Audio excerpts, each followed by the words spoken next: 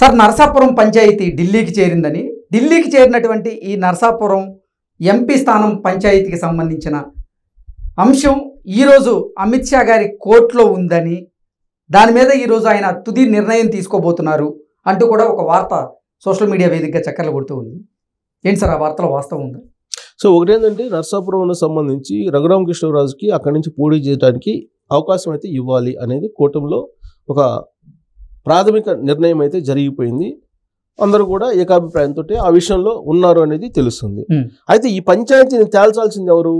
Delhi BJP పెద్దలు తేల్చాలి.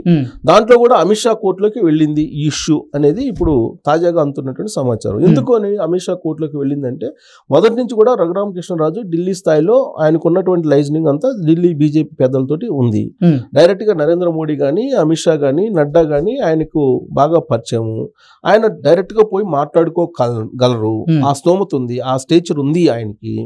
అయినప్పటికీ కూడా ఎందుకు టికెట్ విషయంలో ఎంత ఇబ్బంది పడుతున్నాడు రఘురామకృష్ణరాజు అని అంటే, అది మేబీ టెక్నికల్ ప్రాబ్లం, లేదంటే మూడు పార్టీల మధ్య సర్దుబాటుకు సంబంధించినటువంటి అంశాలా, లేదంటే రఘురామకృష్ణరాజు ఏదో ఒక పార్టీలో చేరి ట్రై చేయకుండా ఆయన అలా డైలమాలో ఉండడమా అనేది రకరకాలుగా ఇప్పటి వరకు చర్చ జరుగుతూ వచ్చింది. అయితే ఇది ఫైనల్గా జరిగి ఇప్పుడు అమిత్ షా కోర్టులో ఉంది. అమిత్ షా దగ్గర తేలబోతుంది అని.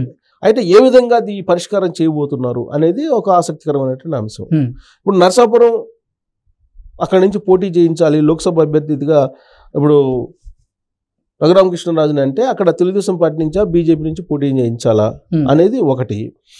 ఒకవేళ ఆయన బీజేపీ నుంచి పోటీ చేపిస్తే కనుక ఓకే, బీజేపీ నుంచి ఆయన కనుక అభ్యర్థిత్వాన్ని ఇస్తే బీజేపీ తరఫు నుంచి అక్కడి నుంచి పోటీ చేపిస్తారు. అప్పుడు అక్కడ ఇప్పుడు ఆల్రెడీ ప్రకటించినటువంటి శ్రీనివాస్ వర్మ ఇండివిజువల్గానే ఆయన వెనక్కి తగ్గుతున్నారని చెప్పి తెలుస్తుంది. అలాంటి సందర్భంలో ఆయన్ని అసెంబ్లీకి ఏదో ఒక అసెంబ్లీ కాన్స్టిట్యున్సీకి పోటీ చేయించడం, లేదంటే ఆయనకి ఎమ్మెల్సీ ఇస్తామని చెప్పి ముందే ప్రామిస్ చేయటమా, ఇవి ఆప్షన్స్.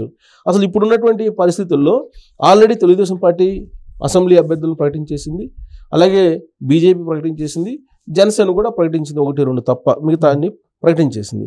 ఇలాంటి పరిస్థితుల్లో ఆల్రెడీ ప్రచారం చేసుకుంటున్నటువంటి అభ్యర్థుల్ని డిస్టర్బ్ చేయకుండా ఎమ్మెల్సీ ఆఫర్ ఇచ్చేసి శ్రీనివాస్ వర్మని ఇప్పుడు విత్రాజ్ వెనక్కి తీసుకొని బీజేపీ ఆ ప్లేస్లో రఘురామకృష్ణరాజుని పోటీ చేపిస్తే ఎలా ఉంటుంది అనేది బీజేపీ ఆలోచన. ఆ మేరకు ఒక సంకేతాలు చంద్రబాబు నాయుడు కూడా బీజేపీ అధిష్టానానికి ఇచ్చారని చెప్పి తెలుస్తుంది. అది పవన్ కళ్యాణ్ కూడా అలాంటి డైరెక్షనే ఇచ్చారు, అలాంటి అభిప్రాయాన్ని వ్యక్తం చేశారు అనేది కూడా వినిపిస్తుంది. ఇది ఒక పరిష్కారం. లేదు, బీజేపీ ఖచ్చితంగా మాకు అక్కడి నుంచి ఒకటి ఉండాల్సిందేను, అంటే అక్కడి నుంచి మేము పోటీ చేయాల్సిందేను అని అన్నప్పుడు సీటు మార్చుకోవాల్సిన పరిస్థితి. అంటే నరసాపురం కాకుండా ఇంకొకటి ఎక్కడైనా ఉత్తరాంధ్రలో ఇవ్వడం బీజేపీకి, ఆడికి తెలుగుదేశం పార్టీ తీసుకోవటం. తెలుగుదేశం పార్టీ ఖచ్చితంగా చంద్రబాబు నాయుడికి ఇవ్వాల్సినటువంటి అనివార్య పరిస్థితులు ఉన్నాయి. చంద్రబాబు నాయుడికి పర్సనల్ ఆబ్లిగేషన్ రఘురామకృష్ణరాజు. కారణం ఏంటంటే ప్రతిపక్షంగా వ్యవహరించాడు ఆయన జగన్మోహన్ రెడ్డి. వైఎస్ఆర్ కాంగ్రెస్ పార్టీలోనే ఉంటూ వైఎస్ఆర్ కాంగ్రెస్ పార్టీ రెబల్ ఎంపీగా నిర్విరామంగా నిరంతరంగా ఆయన జగన్మోహన్ రెడ్డి పరిపాలన మీద, ప్రజా వ్యతిరేక విధానాల మీద పోరాటం చేస్తూనే ఉన్నారు. అది చంద్రబాబు నాయుడికి నచ్చింది. చంద్రబాబు నాయుడు ఎప్పుడైనా సరే ప్రజా వ్యతిరేక విధానాలపైన పోరాడినప్పుడు ఎవరినైనా కానీ ఆయన ఎంకరేజ్ చేస్తారు.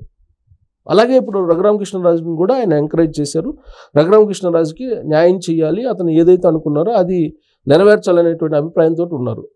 ఎందుకున్నారు అంత స్ట్రాంగ్ ఒపీనియన్ తోటి అని అంటే, కూటమికి సంబంధించి ఇప్పుడు రఘురామకృష్ణరాజుకి కనుక సీటు ఇప్పించుకోలేకపోతే నరసాపురం నుంచి అది జగన్మోహన్ రెడ్డికి అడ్వాంటేజ్ అయ్యేటువంటి అవకాశం ఉంది. ఎందుకంటే జగన్మోహన్ రెడ్డి ఏదో చక్రం తిప్పి ఢిల్లీలో రఘురామకృష్ణరాజుకి నరసాపురం నుంచి పోటీ చేసే అవకాశం ఇవ్వకుండా అడ్డుపడ్డారు అనేది ఒకటి.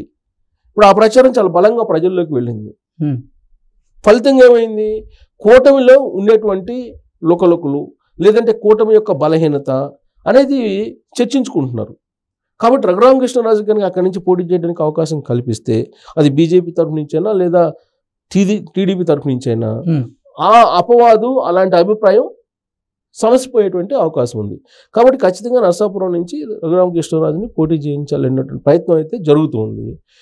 ఢిల్లీకి కూడా క్లియర్గా చెప్పేశారు చంద్రబాబు నాయుడు. ఆప్షన్స్ కూడా చెప్పారు. ఆప్షన్ 1 బీజేపీ ఇవ్వడం, శ్రీనివాసవరంకి ఎమ్మెల్సీ ఇవ్వటం. Hmm. ఆప్షన్ 2, ఒకవేళ నర్సాపురం నుంచి మీరు కనుక మీరు ఇవ్వలేకపోతే నేను ఇస్తాను తెలుగుదేశం పార్టీ తరఫు నుంచి, కాబట్టి మీరు ఇంకో చోట తీసుకోండి అని. ఎక్కడ తీసుకోవాలి? ఇంకో చోట, ఏలూరు తీసుకోవాలి. ఏలూరుని ఎందుకు ప్రతిపాదిస్తున్నారు సెకండ్ ఆప్షన్ కింద అంటే, ఆల్రెడీ అక్కడ ఏలూరు సంబంధించి కొంచెం పుట్ట మహేష్ అక్కడ ఉన్నారు కాబట్టి అక్కడ యనమల రామకృష్ణుడి ఫ్యామిలీ, యనమల రామకృష్ణుడి ఫ్యామిలీకి 4 అవకాశం ఇచ్చారు తెలుగుదేశం పార్టీలో. ఏ నాయకుడి కుటుంబానికి ఇవ్వనటువంటి ప్రాధాన్యం యనమల రామకృష్ణుడికి ఇవ్వడం జరిగింది. యనమల రామకృష్ణుడు వరుసగా ఓడిపోతూ వస్తున్నాడు, అయినప్పటికీ కూడా ఆయన ఫ్యామిలీకి 4 ఇవ్వటం ఏంటి అనేటువంటి ఒక వ్యతిరేకత తెలుగుదేశం పార్టీలోనే అంతర్గతంగా జరుగుతూ ఉంది చర్చ. అలాంటప్పుడు ఈ చర్చకి కూడా ఫుల్ స్టాప్ పడినట్టు అవుతుంది, ఇక్కడ రఘురామకృష్ణరాజుకి అవకాశం ఇచ్చినట్టు అవుతుంది తెలుగుదేశం పార్టీ అనేటువంటి యాంగిల్లో ఒక వర్షన్ వినిపిస్తుంది. ఆ క్రమంలో రెండో ఆప్షన్ కింద రఘురామకృష్ణరాజుని తెలుగుదేశం పార్టీ నుంచి నర్సాపురం నుంచి పోటీ చేయిస్తే అప్పుడు ఏలూరు బీజేపీకి ఇచ్చేస్తే ఏలూరు అభ్యర్థిని కూడా బీజేపీ తరఫు నుంచి ఎవరినో ఆల్రెడీ సూచించడం జరిగింది. సో అది కనుక అయితే సెకండ్ ఆప్షన్ కింద అప్పుడు బీజేపీ ఏలూరుకి వెళ్ళేటువంటి అవకాశం ఉంది. సో అప్పుడు శ్రీనివాసవరం ఏం చేయాలి?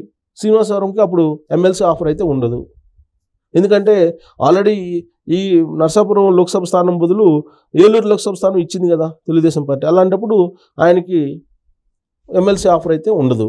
ఒకవేళ అలాంటప్పుడు శ్రీనివాసవరంను సాటిస్ఫై చేయడానికి బీజేపీయే సెంట్రల్ లెవెల్లో ఏదైనా కార్పొరేషన్ పదవి ఇచ్చేసి పక్కన పెట్టేటువంటి అవకాశం అది బీజేపీ చేసుకోవాలి సెకండ్ ఆప్షన్ అయితే కనుక.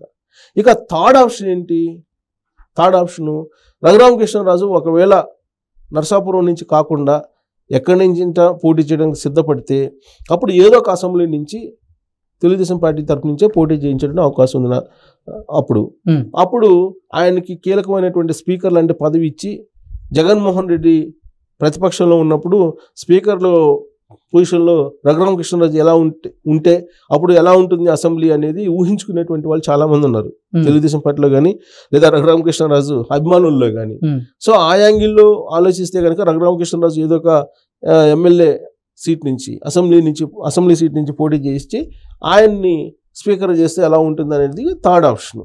సో ఆయన అయితే దానికి ఒప్పుకోవట్లేదు, ఆయన స్టేచర్ తగ్గుతుంది, నాకు ఎమ్మెల్యేగా పోటీ చేస్తే నేను ఎంపీగానే వెళ్ళాలి అనేటువంటి ఒక ఆలోచన ఆయన చేస్తున్నట్టు ఉంది. ఎందుకంటే కేంద్రంలో ఎన్డీఏ అధికారంలోకి వచ్చే అవకాశం ఉంది, రాష్ట్రంలో ఎన్డీఏ అధికారంలో వచ్చే అవకాశం ఉంది, అప్పుడు కేంద్ర పదవి వచ్చేటువంటి అవకాశం ఉంది అనేది ఒకటి ఆయనకి బహుశా అలాంటి విజన్ ఉండి ఉంటుంది. ఆ విజన్ కనుక సాకారం కావాలంటే బీజేపీ నుంచే నర్సాపురం నుంచి పోటీ చేయడానికి రఘురామకృష్ణరాజే ప్రయత్నాలు చేయాలి. ఎందుకంటే ఢిల్లీలో లాబింగ్ చేసేటువంటి సత్తా ఉంది కూడా రఘురామకృష్ణరాజుకి.